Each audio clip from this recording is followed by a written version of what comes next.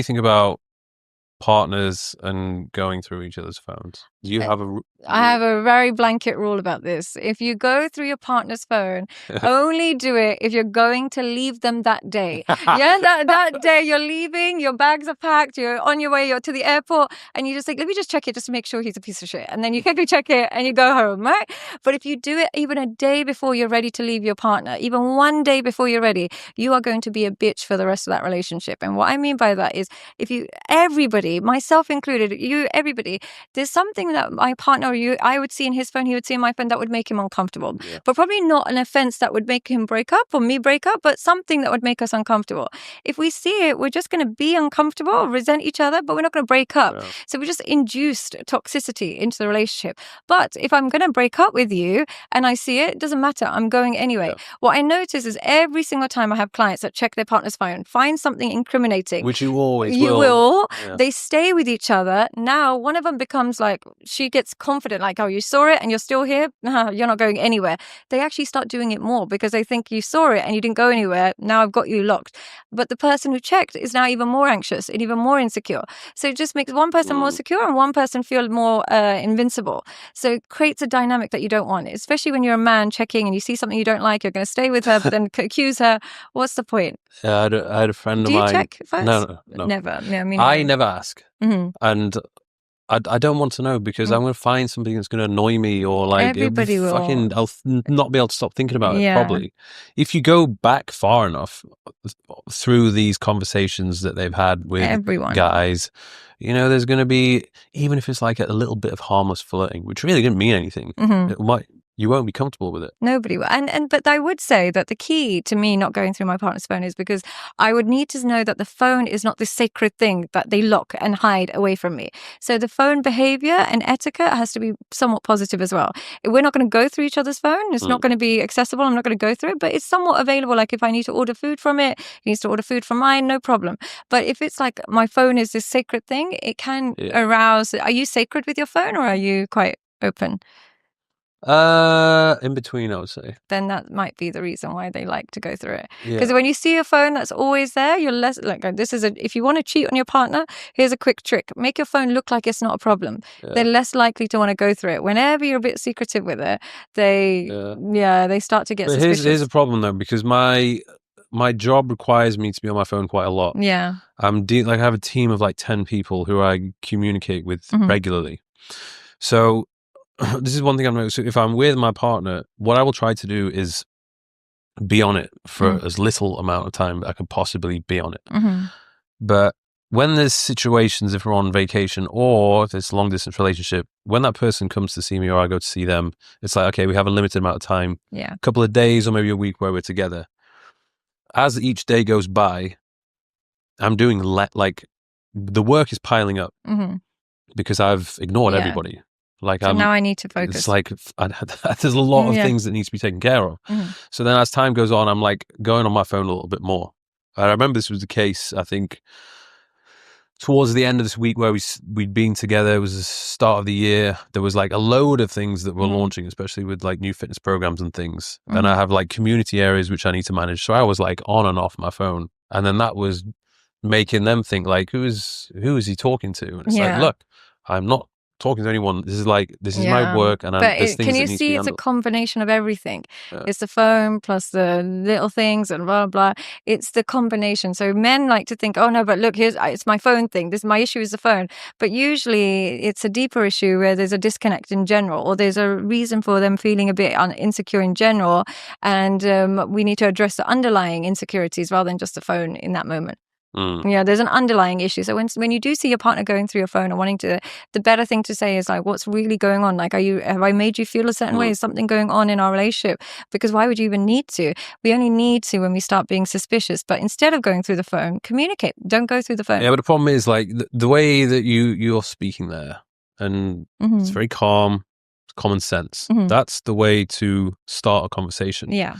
I've experienced it before where they would come into this conversation with negative energy. It's like accusation, ready to fight. ready for conflict. Yeah. And it's like, how do you think this conversation is going to go down when you're approaching it with that? If you give me that energy, I'm going to give you that energy back. And then it's not going to be a constructive conversation. It's just going to erupt. There's going to be emotions. There'll be tears. I know. And that's, I think, one thing that a lot of people need to understand, particularly if anybody's trying to have a constructive talk with me or has concerns with me, it's like, come to me soft. Just come to me soft with some common sense and just express how you're feeling. And then you've set the tone for how this conversation is going to go down. Well, the thing is, when people come with that energy, and I'm someone who's done that many times, you're so angry, you want them to be angry. You want the fight. You want them to feel as uncomfortable as you're feeling in that moment, because you're like, I've been stewing on this for ages. I'm now furious. I want to get that out of you. So maybe if they do come to you like that, disarm them. Just be like, what's wrong? Like, instead of getting defensive, because they should be soft, you should be softer with it. But if they are, disarm them with being like, tell me what's actually going on, rather than accusing me, because I'm not going to work with accusations. There was one instance where we were on holiday, having the best time. You know, everything was going well, just chilling by the pool. Out of nowhere, they'd be like, "So what do you do with your Dubai girls?" And I was like, "Whoa, like, where did that come from?" Like, what does she mean by that? Okay. Well, that's exactly what I was like. What do you mean? And what did like, she why say? are you making an assumption that I have a load of girls in Dubai that I will just casually have a thing with? I mean, it's true, but why do you know? Hey, you can't say it, because sometimes. And I had a client this morning, and he's like, they've been separated or whatever it is, and he's like, she keeps coming at me and accusing me of still going to escorts, and I was like, are you? And he's like, I haven't been to one in 2 weeks, and I'm like, okay. And I was just like, what I find fascinating about people who cheat, or not that you cheat, just generally people who have done something wrong, they're so flabbergasted by the accusation. It's like, but you are doing, and I've witnessed it. Like, because I've been in couples calls, I know one of them is having an affair. I do this for a living, so I know when one of them is having an affair.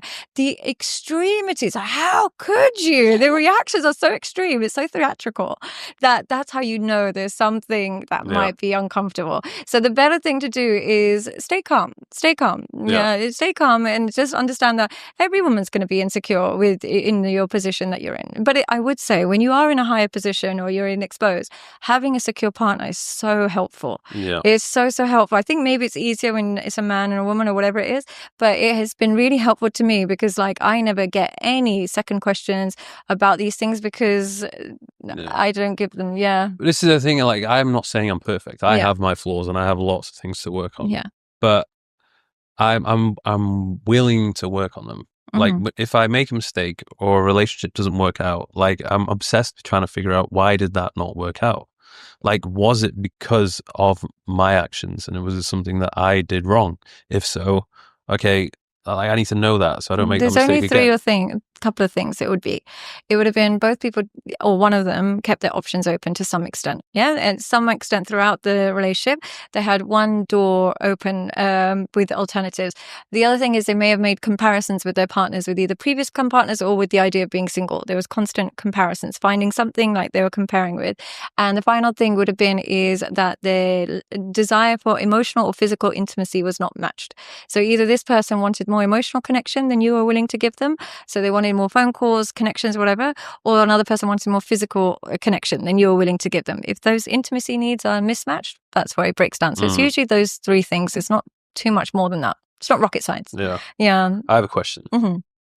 Would you rather be in a relationship where you love them more, or they love you more? I love them more. And I know that's the opposite of a lot of girls. They're like, I want him to love me. I lose respect for people who love people who don't love them back. I lose respect for people who have an attachment to somebody who doesn't have an attachment to them back. But I kind of respect the idea that I'm with you because I love you. I'm never going to need you. I have plenty of people that love me. I know it sounds weird, but I even have people online that love me. Like I have enough fans on a day-to-day basis. I do not need another fan. So the idea of somebody being obsessed with me and loving me so much more than I love them, it's not what my ego requires. In order for me to be with you, I have to really love and admire the person I'm with. I can't be with somebody just because they like me. I've got plenty of people that like me. If I'm going to be with everybody that likes me, I'm going to be with the whole world. But I have to be really admired and impressed by you for me to be in a relationship with you. So it's always, I prefer to be attached. What do you prefer? I think I prefer to be in a relationship where they love me more. I think men should do it that way around. Yeah. And I think it should be that way around. I know it sounds the opposite of what everybody else would tell you, but I really do think, and I see this a lot, I see it every single day, the relationships that break down the most is when the man loves a woman far more than the woman loves him. Because when a woman truly loves a man a lot, even if it's more than what she does, she fights through it. She will really put up with a lot. She'll fight through it. I'm not saying that's good, but she'll have a willingness to do that. Because women initiate breakups and divorces more, when you love her more than she loves you, you'll be replaced, or she will lose respect, or she will end up just breaking up. Men don't break up as easily. So if a woman really loves them more than they love her, they won't break up with her over that. They won't find that an ick. They'll just be like, oh, it is what it is, no problem. But when a woman is unattracted to a man, she finds it easier to leave him. And it becomes easy to become unattracted to a man who's far more invested in you than you are in him. So I do think men should have that attitude where she should like me more than I like her. Not a lot, not abuse her because of that, not because like I'm treating her badly and just using her because of that, but there's a little bit more, she is a bit more tolerant or a bit more willing to make this relationship work, because if she's not invested in making this relationship work, it never will. Yeah. It just falls apart.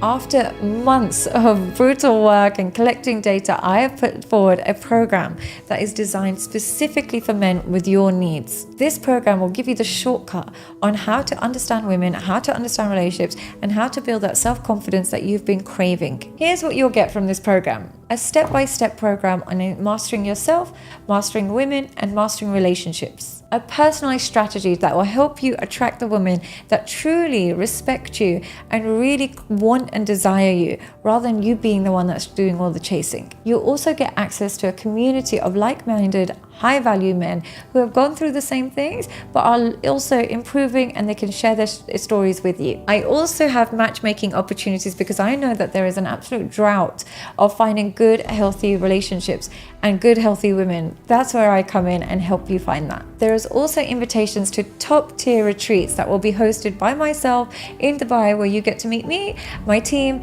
and all the other high-value men who are going through the similar situations as you. And of course, there's group strategic calls on a regular basis, so you can regroup, ask me questions, and I can resolve different topics each and every time. Now, you need to join the 3M waiting list. This is not just any waiting list. This is a waiting list that will transform your life. All you have to do is fill out a very simple form. There's absolutely no payment required, and you will get access to a private community where I will share my insights. You can have live question and answers, and we can go through different topics that answer all of your questions. If you are tired of heartbreak, cheating, infidelity, just general anxiety, this is your wake-up call. I've actually never released anything like this before, so I don't know when I'll do it again, because this took so much time and energy.